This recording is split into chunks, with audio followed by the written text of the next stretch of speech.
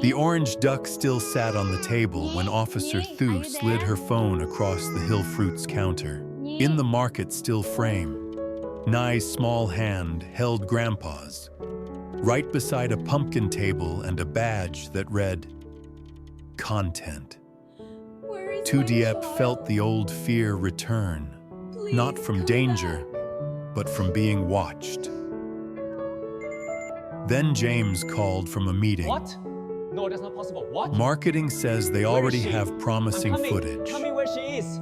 Like and subscribe so families learning to protect each other calmly and clearly can find stories like this. Hello, and welcome back. The morning after the missing minute, the house woke up slower, like everyone was testing the floorboards before putting weight on them. Nye was still asleep when Diep padded into the kitchen.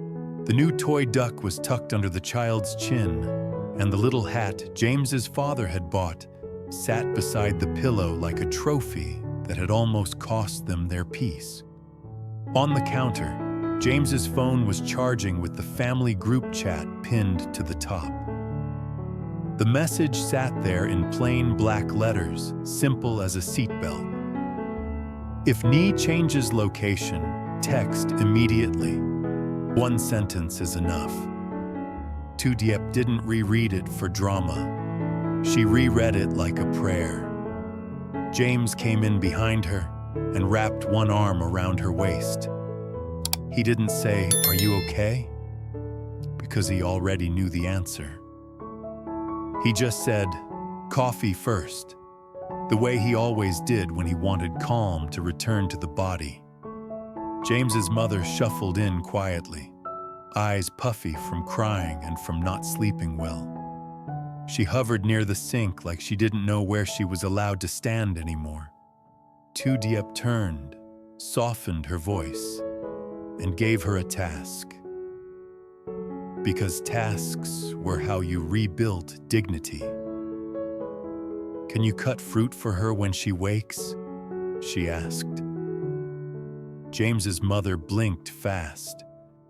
"Yes," she whispered, and her shoulders lowered by a fraction. That was the first small win of the day. Nobody punished love. They just tightened the rules around it. When Nye finally wandered out, rubbing her eyes, she went straight to the living room table and stared at yesterday's paint set like it had betrayed her. "My orange duck," she mumbled. Diep followed her gaze. The little plastic duck figure was still there, paint dried in uneven streaks. It looked harmless now, but Diep's stomach still remembered how it felt to see it tipped on its side. James crouched beside his daughter. "Captain," he said gently, "today we do safe surprises." Nye's eyes widened, like Grandpa. James's jaw tightened, then he loosened it on purpose. "Grandpa is learning," he said, "and you are learning too. If you want to go somewhere, you tell an adult, and the adult texts the group." Nye thought hard, as if she was reading an invisible rule book. "One sentence," she said, proud of herself. "Yes," Diep said, and kissed her forehead. "That's our family superpower." At Hill Fruits, the day tried to act normal. The cold unit hummed. Crates sat in neat rows. The log sheet lay on the counter with the pen clipped in the same place it always was, like routine was holding the fort. But before Diep even finished wiping the front shelf, her phone buzzed. A message in the family group chat. James's father, taking a walk around the block. Back in 10. One sentence, no drama, just a clean update. Diep stared at it, and something inside her unclenched for the first time since yesterday. James replied immediately, "Thanks for texting." Then James's mother added, "Thank you." 3 lines, and a small bridge formed. Later that morning, Officer Thu stepped into Hill Fruits without announcement. She didn't wear the energy of a crisis. She wore the energy of a professional who closes open loops. "I checked the cameras you mentioned," she said quietly, leaning an elbow on the counter like it was any other workday. Diep felt her heartbeat tighten. And Thu slid her phone across the counter. On the screen was a still frame from the market path. Nye, small and bright, holding James's father's hand. Beside them, a folding table with many decorative pumpkins. A handwritten sign, 2 for 1, and behind the table stood the pumpkin vendor auntie, smiling kindly, hair tied back, apron on, hands open like she was offering warmth to the world. "She's the one Nye called nice auntie," Thu said.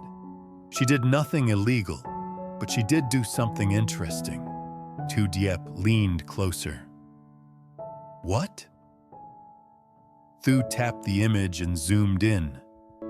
Around the woman's neck, half hidden by the apron strap, was a lanyard. Not a market tag, a printed badge. Content. Diep felt the room tilt slightly. "That can't be," she started. Thu's voice stayed steady. "It could be harmless. It could be someone who likes to look official. Or it could be exactly what it looks like." Diep wiped her hands on a towel and thought of the orange-streaked duck on the table, tipped over like yesterday's warning. She opened the group chat and saw it still pinned. Another message popped up. James's father. Home now. Door locked. Nye safe with Grandma. Diep finally exhaled, grateful for the rule working. Outside, the afternoon sun was bright enough to look like peace. Inside, Diep's body remembered the old pressure, the one that comes when someone tries to turn your family into a product. That afternoon, James called from his office, voice controlled but tight. "Procurement forwarded me a note," he said. "Marketing wants community color. They're asking if we can include one organic family moment around the partnership." Diep's grip tightened on the cold unit log pen. "No," she said. James didn't hesitate. "No," he repeated.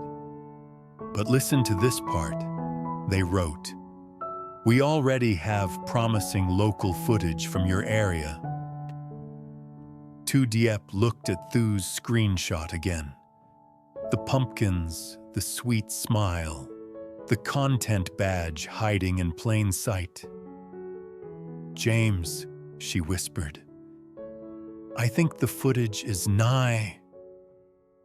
There was a pause. Then his voice dropped lower. "Don't do anything alone," he said. "I'm leaving now." Thu straightened, reading Diep's face without needing the words. "We keep it clean," she said. "Like you did yesterday. We document. We set boundary. We ask for deletion." Diep swallowed hard. "And if they refuse?" Thu met her eyes. "Then we escalate through procurement and legal, calmly." The shop bell chimed.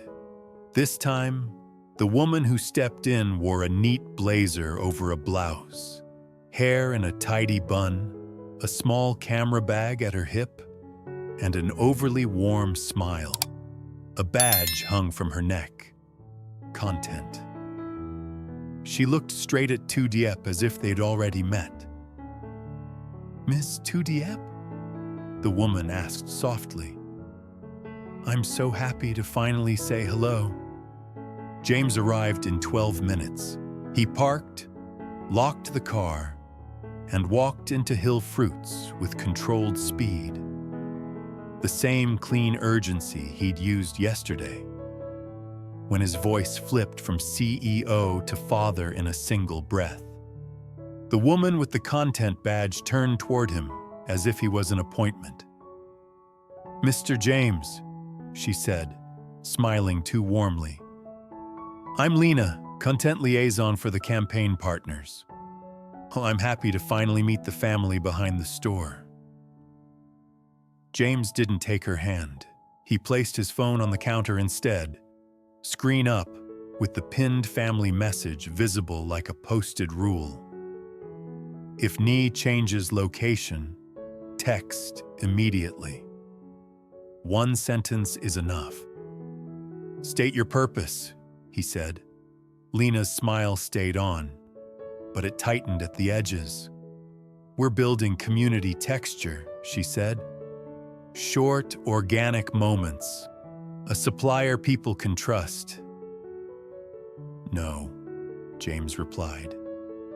One word, calm as a closed door. "We can blur faces," Lena offered quickly. "Hands only, back of head, just a quick." "No footage of my child," James said, still even. "No footage of my home. No footage of my family, blurred or not. Our terms are written." Officer Thu stepped closer, professional and quiet. "We also have a still frame from the market," she said, with a content badge visible at a pumpkin table beside the child. Lena blinked. "That was a local activation," she said. "Harmless engagement." Diep felt her throat tighten. "Engagement requires consent," she said, voice level, "and communication." Lena softened her tone, as if speaking to frightened people instead of angry ones. "No one is trying to hurt you," she said. "We're trying to celebrate you." James leaned forward slightly. "The celebration doesn't override boundaries," he said. "Here is the boundary. You will delete any footage containing my child. Today, in writing." Lena hesitated, just a fraction. "I can request deletion," she said, "but content goes through review. It isn't always immediate." James nodded once, as if he'd expected exactly that. "Then you email procurement and compliance," he said. "Copy me. Confirm 3 things. You captured footage, you will delete it, and you will not attempt again." Lena's smile dimmed. "You don't need to make this adversarial." "It's not adversarial," James said. "It's protective." The word landed in the shop like a stamp.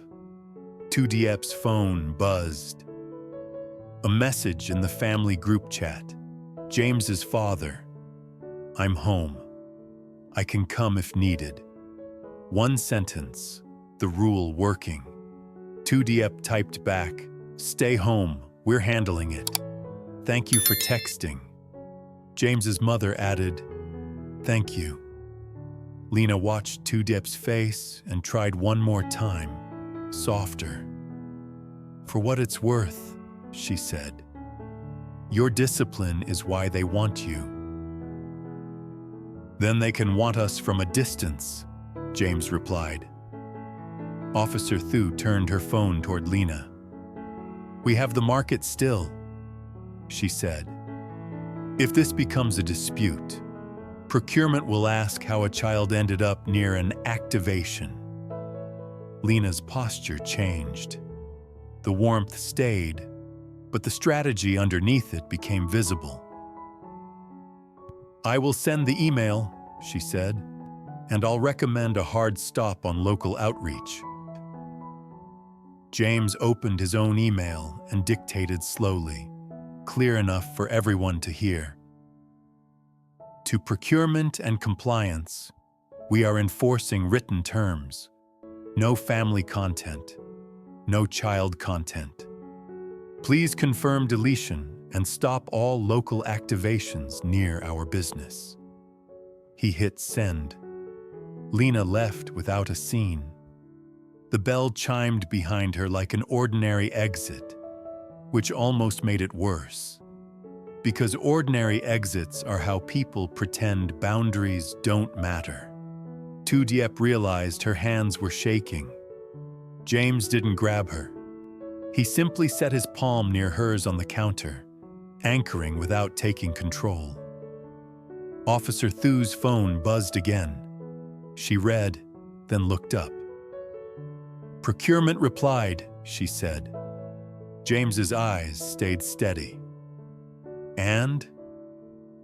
"They confirm your original terms," Thu said. "Pack house footage only. No home, no kids. They're opening an internal review about unauthorized activations." Diep felt a knot loosen in her throat. Not victory, relief. That evening, they didn't celebrate loudly. They cooked dinner, rice, vegetables, soup, routine, rebuilt on purpose. James's father did not step into the yard unannounced. He texted from outside the gate. James's father, at the gate. "May I come in?" James looked at Diep. She nodded once. When James's father entered, he didn't perform remorse. He stood near the doorway and said, "I'm sorry," like he understood it wasn't a one-time payment. "I didn't know people could use a child's smile like currency." Nee ran to him with her duck tucked under her arm. "Grandpa," she announced proudly, "today was safe." James's father crouched and nodded. "Good," he said. "Safe is the best kind of brave." After dinner, Nye climbed into James's lap with a crayon and paper. She drew a pumpkin, then crossed it out, then drew a duck again. Bigger this time, wearing a helmet like a tiny guard. She wrote slowly, pressing hard enough to leave grooves. No cameras. Only family. Diep taped the drawing to the fridge where everyone could see it. Not as a threat, as a promise. Later, when the dishes were done and the house had finally settled, another message appeared in the family group chat. No name, no profile photo. A number none of them recognized. Beautiful family. We'll be in touch. James stared at the screen. His voice stayed low and clean. "Thu," he said, already moving. "We need to lock the group. Now."